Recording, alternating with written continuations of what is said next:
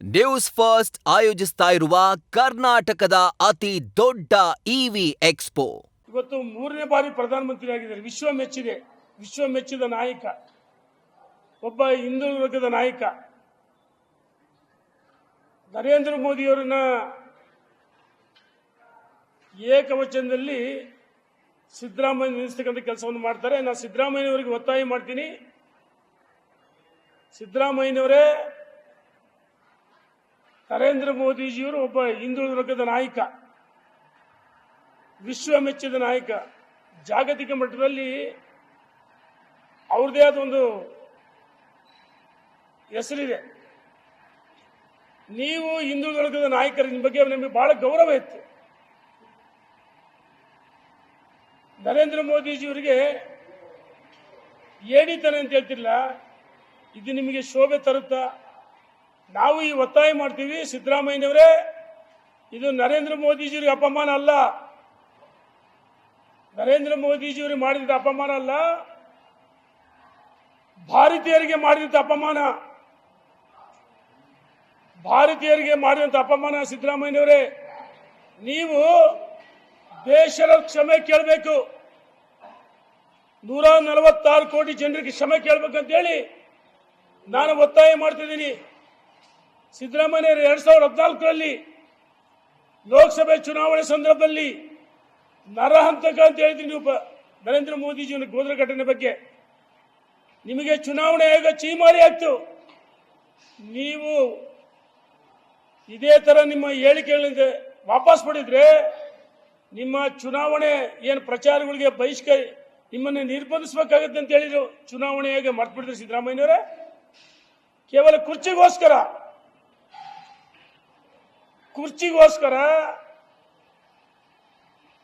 ಸೋನಿಯಾ ಗಾಂಧಿ, ಪೆದ್ದಂಗೆ ಒತ್ತಡದ ರಾಹುಲ್ ಗಾಂಧಿ, ಅಪ್ರಬುದ್ಧ ರಾಜಕಾರಣಿ ರಾಹುಲ್ ಗಾಂಧಿ, ಪ್ರಿಯಾಂಕಾ ಗಾಂಧಿ, ನಿಮ್ಮ ಅನುಭವ ಏನು, ನಿಮ್ಮ ವಯಸ್ಸೇನು? ನೀವು ಅವ್ರ ಮುಂದೆ ಕುರ್ಚಿ ಉಳಿಸೋಕ್ಕೋಸ್ಕರ ಅವರಿಗೆ ಶಿರಬಾಗಿ ನಮಸ್ಕಾರ ಮಾಡ್ತಿರಲ್ಲ, ನಿಮಗೆ ಶೋಭೆ ತರುತ್ತ ಸಿದ್ದರಾಮಯ್ಯನವರೇ? ಯಾವ ಲೋಕಸಭೆಯ ಸ್ಪೀಕರ್ ಅವರು ಲೋಕಸಭೆ ಕಲಾಪಗಳು ನಡೆಸೋದು ಅವ್ರಿಗೆ ಜವಾಬ್ದಾರಿ ಇರುತ್ತೆ. ಅವರಿಗೆ ಮಾಹಿತಿ ಆಧಾರದ ಮೇಲೆ ರಾಷ್ಟ್ರಪತಿಗಳ ವಂದನಾ ನಿರ್ಣಯ ಮೇಲೆ ನರೇಂದ್ರ ಮೋದಿಜಿ ನಿಮಗೆ ಎದುರು ಓಡೋಗಿಲ್ಲ. ಸ್ಪೀಕರ್ ಅವರು ಸಲಹೆ ಕೊಟ್ಟರು, ನರೇಂದ್ರ ಮೋದಿಜಿ ಲೋಕಸಭೆ ಅಧಿವೇಶನ ಪಾಲ್ಗೊಳ್ಳಲ್ಲ ಅಂತ ಹೇಳಿದಿರಾ? ಲೋಕಸಭೆ ಅಧಿವೇಶನದಲ್ಲಿ ಮಹಿಳಾ ಸದಸ್ಯನ ಮುಂದಿಟ್ಕೊಂಡು ಪ್ರತಿಭಟನೆ ಮಾಡಿಸಕ್ಕೆ ಹೊರಟ್ರಿ. ಹಾಗಾಗಿ ಲೋಕಸಭೆ ಸ್ಪೀಕರ್ ಅವರಿಗೆ ಸಲಹೆಯನ್ನು ಕೊಡಿದ್ರು. ಅದಕ್ಕೋಸ್ಕರ ಅಲ್ಲಿ ಆ ಸಂದರ್ಭದಲ್ಲಿ ಪಾಲ್ಗೊಳ್ಳಿಲ್ಲ. ಏನು ಬಾಯಿ ಇದೆ ಅಂತ ಎಲೆಬಿಲ್ಲದ ನಾಲಿಗೆ ಅಂತ ಹೇಳಿ ಸಿದ್ದರಾಮಯ್ಯನವರೇ, ಯಾರು ಹೇಳಿದ್ದಾನೆ ಕುರ್ಚಿ ಉಳಿಸೋದಕ್ಕೋಸ್ಕರ ವಿವಾದಗಳು ಬಂದಾಗ, ಕುರ್ಚಿಯ ವಿಷಯ ಬಂದಾಗ ನೀವು ಈ ರೀತಿ ಸಿದ್ದರಾಮಯ್ಯನವರ ಮಾತಾಡ್ತೀರಿ. ಸಿದ್ದರಾಮಯ್ಯನವರ 3 ವರ್ಷದ ಅಧಿಕಾರಕ್ಕೆ ಬಂದು ನಿಮ್ ಸಾಧ್ಯ ಏನು? ಈ ದೇಶದಲ್ಲಿ ಇದೇ ತರ ಮಾತಾಡಿ ಕಾಂಗ್ರೆಸ್ ಅಡ್ರೆಸ್ ಇಲ್ಲ. ಚಾವಲ್ ಅಂತ ಕರೆದಿದ್ರು ಕೇಂದ್ರದ ಮಾಜಿ ಸಚಿವರು. ಇಡೀ ದೇಶದ ಉದ್ದಗಲಕ್ಕೆ ಅದು ದೊಡ್ಡ ಚರ್ಚೆ ಆಯ್ತು. ಚಾವಲ್ ಇವತ್ತು ದೇಶದ ಪ್ರಧಾನಮಂತ್ರಿ ಆಗ್ಲಿಲ್ವಾ? ನಾವು ಕೇಳ್ತೀವಿ ಸಿದ್ದರಾಮಯ್ಯನವರಿಗೆ, ಈ ದೇಶದಲ್ಲಿ ಒಂದು ಕಾಲದಲ್ಲಿ ಇಂದಿರಾ ಗಾಂಧಿ ಅಂದ್ರೆ ಇಂಡಿಯಾ ಅಂತ ಇತ್ತು. ಅಡ್ರೆಸ್ ಐತೆ ನಿಮಗೆ ಸಿದ್ದರಾಮಯ್ಯನವರ? ಕಾಂಗ್ರೆಸ್ಗೆ ಭವಿಷ್ಯನೇ ಇಲ್ಲ. ನಿಮ್ಮ ಹಿರಿಯ ನಾಯಕರು ನಿಮ್ಮನ್ನು ಬಿಟ್ಟು ಹೋಗ್ತಿದ್ದಾರೆ. ಸಿದ್ದರಾಮಯ್ಯನವರೇ, ಇದೇ ರೀತಿ ನಿಮ್ಮ ನಡವಳಿಕೆಗಳು ಭಾರತೀಯ ಜನತಾ ಪಾರ್ಟಿ ನರೇಂದ್ರ ಮೋದಿಜಿಯವರಿಗೆ ನೀವೇನೇ ಬೈದ್ರು, ನೀವೇನೇ ಏಕವಚನದಲ್ಲಿ ಹೇಳಿದ್ರು, ಈ ದೇಶದ ಜನ ಪ್ರಜ್ಞಾವಂತ ಮತದಾರರು. ನಿಮ್ಮನ್ನ ಲೋಕಸಭೆ ವಿರೋಧ ಪಕ್ಷ ನಾಯಕರ ಅವಕಾಶ ಕೊಡಲಿಲ್ಲ ಕಾಂಗ್ರೆಸ್ಗೆ. ನರೇಂದ್ರ ಮೋದಿಜಿಯವರ ತಾಕತ್ ಬಗ್ಗೆ ಮಾತಾಡ್ತೀರಾ? ಯಾವ ಐರೋಪ್ಯ ರಾಷ್ಟ್ರಗಳ ಜೊತೆಗೆ ವ್ಯಾಪಾರ ಒಪ್ಪಂದ ಮಾಡಿಕೊಂಡ ಮೇಲೆ ಏನು ಅಮೆರಿಕ ದೊಡ್ಡಣ್ಣ ಅಂತ ಕರೀತಿದ್ದ ಟ್ರಂಪ್, ಅದೇ ಅಮೆರಿಕದ ಅಧ್ಯಕ್ಷ ಟ್ರಂಪ್ ನರೇಂದ್ರ ಮೋದಿಜಿ ಕರೆ ಮಾಡಿ 50% ಇದ್ದದ್ದು ನಾನು 18 ಗಳಿಸಲಿಲ್ವಾ? ಇದು ನರೇಂದ್ರ ಮೋದಿಜಿಯವರ ತಾಕತ್ತು. ಪೇಲ್ಗಮ್ ದಾಳಿ ಆದಾಗ ಪೇಲ್ಗಮ್ನಲ್ಲಿ ನೀನು ಹಿಂದೂ ನೀನು ಮುಸ್ಲಿಂ ಅಂತ ಕೇಳ್ಬಾರ್ದಲ್ಲ, ಅದಕ್ಕೆ ಪ್ರತಿಕಾರವಾಗಿ ಕೆಲವೇ ಸೆಕೆಂಡುಗಳಲ್ಲಿ ಅಮೆರಿಕದ ಉಗ್ರ ಅಡಗುತಾಣಗಳನ್ನ ನಾಶ ಮಾಡಿಸ್ಲಿಲ್ವಾ? ಇದು ನರೇಂದ್ರ ಮೋದಿಜಿಯವರ ತಾಕತ್ತು. ನಾವು ಹೇಳ್ತಾ ಇದೀವಿ, ಸಿದ್ದರಾಮಯ್ಯನವರೇ ನೀವೊಬ್ಬ ಹಿರಿಯ ರಾಜಕಾರಣಿ, ನಿಮ್ಮ ಬಗ್ಗೆ ಗೌರವ ಇದೆ. ಆದರೆ ನರೇಂದ್ರ ಮೋದಿಜಿಯವರಿಗೆ ಮಾಡಿದ ಅಪಮಾನ ಅಲ್ಲ, ಭಾರತೀಯರಿಗೆ ಮಾಡಿದ ಅಪಮಾನ. ನೀವು ಬೇಷರ ಕ್ಷಮೆ ಕೇಳಬೇಕು, ಒತ್ತಾಯ ಮಾಡ್ತೀವಿ. ಸಿದ್ದರಾಮಯ್ಯನವರೇ, ಯಾವ ವಿಬಿಜಿ ರಾಮ್ಜಿ ಯೋಜನೆ ಬಗ್ಗೆ ಅಪಪ್ರಚಾರ ಮಾಡ್ತಿದ್ದೀರಿ? ಲೋಕಸಭೆ ರಾಜ್ಯಸಭೆಯಲ್ಲಿ ಅನುಮೋದನೆಯಾಗಿ ರಾಷ್ಟ್ರಪತಿಗಳು ಅಂಕಿತ ಹಾಕಿದ್ದಾರೆ. ರಾಜ್ಯಪಾಲರ ಬಾಯಿಯಿಂದ ಸುಳ್ಳೇರ್ಸಕ್ಕಂತ ಪ್ರಯತ್ನ ಮಾಡಿದ್ರಿ. ರಾಜ್ಯಪಾಲರು ಅವರು ಸಾಂವಿಧಾನಿಕ ಹುದ್ದೆ, ಅವ್ರಿಗೆ ಇವತ್ತು ಏನ್ ಮಾತಾಡೋಕೆ ಏನ್ ಬಿಡ್ಬೇಕಂತ ಹೇಳಿ, ಆದ್ರೆ ರಾಜ್ಯಪಾಲರಿಗೆ ಅಪಮಾನ ಮಾಡಿರಲ್ಲ. ಈ ರಾಜ್ಯದ ಜನ ನಿಮ್ಮನ್ನ ಯಾವ ರೀತಿ ನೋಡಿ, 3 ರಾಜ್ಯದಲ್ಲಿ ಅಧಿಕಾರದಲ್ಲಿ ನೀವು, ತೆಲಂಗಾಣ, ಹಿಮಾಚಲ ಪ್ರದೇಶ್, ಕರ್ನಾಟಕದಲ್ಲಿ 3. ಹಿಮಾಚಲ ಪ್ರದೇಶದಲ್ಲಿ ಸಣ್ಣ ರಾಜ್ಯ, ಯಾವ ಸಂದರ್ಭದಲ್ಲಿ ಕಾಂಗ್ರೆಸ್ ಅಧಿಕಾರ ಹುದ್ದೆ ಹೇಳಕ್ಕಲ್ಲ. ತೆಲಂಗಾಣದಲ್ಲಿ ನಮ್ಮ ಸರ್ಕಾರ ಪಾಪರಾಗಿದೆ ಅಂತ, ಅವ್ರು ದಿವಾಳಿ ಆಗಿದೆ ಅಂತ ಹೇಳ್ತಾರೆ ರೇವಂತ್ ರೆಡ್ಡಿ ಅವರು. ಕರ್ನಾಟಕದಲ್ಲಿ ಕೊಟ್ಟ ಭರವಸೆಗಳು ಈಡೇರಿಸಕ್ಕಾಗಿಲ್ಲ. ನೀವು ನಿಮ್ಮ ಕುರ್ಚಿ ಉಳಿಸೋದಕ್ಕೋಸ್ಕರ ನರೇಂದ್ರ ಮೋದಿಜಿಯವರ ಬಗ್ಗೆ ಒಂದು ಬಾರಿ ನರ ಅಂತಕ ಅಂತ ಹೇಳಿದ್ರಿ, ಚುನಾವಣೆ ಆಗ ಚೀಮಾರಿ ಆಗ್ತು, ಈಗ ಹೇಳಿದ್ದಾನೆ ಅಂತ ಹೇಳಿದ್ರಿ. ನಿಮ್ಮ ಕುರ್ಚಿಗಳನ್ನು ಉಳಿಸೋದಕ್ಕೋಸ್ಕರ ಈ ರೀತಿ ಪದ ಬಳಕೆಯಿಂದ ನಿಮಗೆ ಶೋಭೆ ತರಲ್ಲ.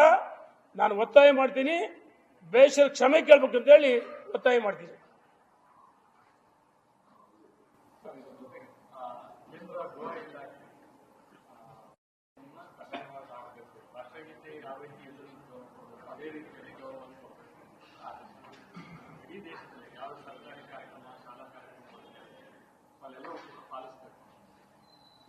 ನೋಡಿ, ರಾಷ್ಟ್ರಗೀತೆ ಬಗ್ಗೆ ನಮ್ಮೆಲ್ಲರಿಗೂ ಗೌರವ ಇದೆ. ರಾಷ್ಟ್ರಗೀತೆಯ ಪರ್ಯಾಯವಾಗಿ ಅಂತ ಹೇಳಿಲ್ಲ. ಇವತ್ತು ಒಂದೇ ಮಾತರಂ ಸುಮಾರು 125 ವರ್ಷ 150 ವರ್ಷ ಇತಿಹಾಸ ಇದೆ. ಹಾಗಾಗಿ ರಾಷ್ಟ್ರಗೀತೆಗೆ ಯಾವ ರೀತಿ ನಾವು ಗೌರವನ ಸಮರ್ಪಣೆ ಮಾಡ್ತೀವಿ, ಒಂದೇ ಮಾತರಂ 150 ವರ್ಷ ಇತಿಹಾಸ ಇದೆ, ಅದಕ್ಕೂ ಗೌರವ ಕೊಡಬೇಕಂತ ಹೇಳಿ ನಮ್ಮ ಕೇಂದ್ರ ಸರ್ಕಾರ ಇವತ್ತೇನಾದ್ರನ್ನ ಆದೇಶ ಮಾಡ್ತೀವಿ. ಇದನ್ನ ಬೇರೆ ರೀತಿಯಲ್ಲಿ ನೋಡಬಾರ್ದು. ನಾವು ಹೇಳ್ತಾ ಇದೀವಿ, ನಮಗೆ ರಾಷ್ಟ್ರಗೀತೆ ಬಗ್ಗೆ ಎಷ್ಟು ಗೌರವ ಇದೆ, ಒಂದೇ ಮಾತರಂ ಬಗ್ಗೆನೂ ಅಷ್ಟೇ ಗೀತೆ ಗೌರವ ಇದೆ. ಇದನ್ನ ಪ್ರತಿಯೊಬ್ಬರು ಭಾರತೀಯರಾದ್ರೆ ಗೌರವವನ್ನು ಕೊಡಬೇಕು. ಇದು ನಮ್ಮ ಕರ್ತವ್ಯ ಅಂತ ನಾನು ಹೇಳ್ತೀನಿ.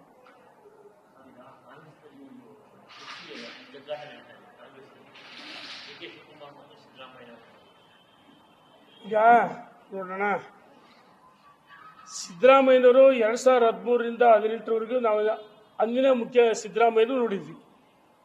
ಈ ಬಾರಿ 2023ರಲ್ಲಿ ಯಾವುದೋ ಕಾರಣಕ್ಕೆ ನಮಗೆ ಸೋಲಾಯಿತು, ಜನಾದೇಶ ನಾವು ಒಪ್ಕೊಂಡಿದ್ದೀವಿ. ಆದರೆ ಸಿದ್ದರಾಮಯ್ಯನವರು ಅಂದಿನ ಗಟ್ಟಿತನ ಇಲ್ಲ.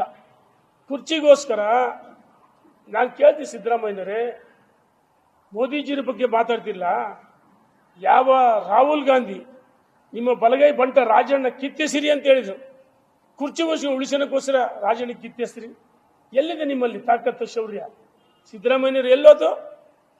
ಇವತ್ತು ಕಾಂಗ್ರೆಸ್ ಹೊಡೆದ ಮನೆಯಾಗಿದೆ. ಒಂದ್ ಕಡೆ DK ಶಿವಕುಮಾರ್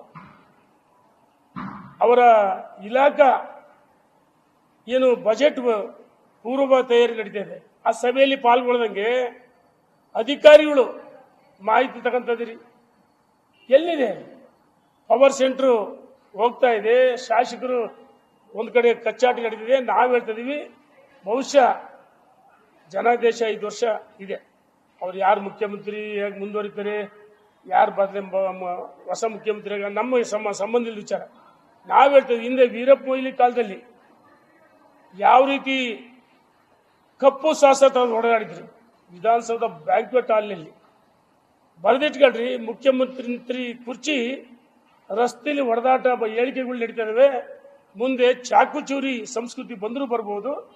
ಕಾಂಗ್ರೆಸ್ ಯಾವತ್ತು ಭ್ರಷ್ಟಾಚಾರಕ್ಕೆ ಮತ್ತೊಂದು ಹೆಸರು ಕಾಂಗ್ರೆಸ್ಗೆ ಮತ್ತೊಂದು ಹೆಸರು ಭ್ರಷ್ಟಾಚಾರ, ಬ್ರಹ್ಮಾಂಡ ಭ್ರಷ್ಟಾಚಾರ. ಎಲ್ಲ ಇಲಾಖೆಗಳಲ್ಲಿ ಅಬಕಾರಿ ಇಲಾಖೆಯಲ್ಲಿ 2,000 ಕೋಟಿ ಭ್ರಷ್ಟಾಚಾರ, ಮೂಡಾಗಣೆದು ವಾಲ್ಮೀಕಿ ಹಗರಣ ಇರ್ಬೋದು. ಇವತ್ತು ಎಲ್ಲ ಇಲಾಖೆಗಳಲ್ಲಿ ಬ್ರಹ್ಮಾಂಡ ಭ್ರಷ್ಟಾಚಾರ ನಡೀತಿದೆ. ಗೊತ್ತಿದೆ ಅವರಿಗೆ.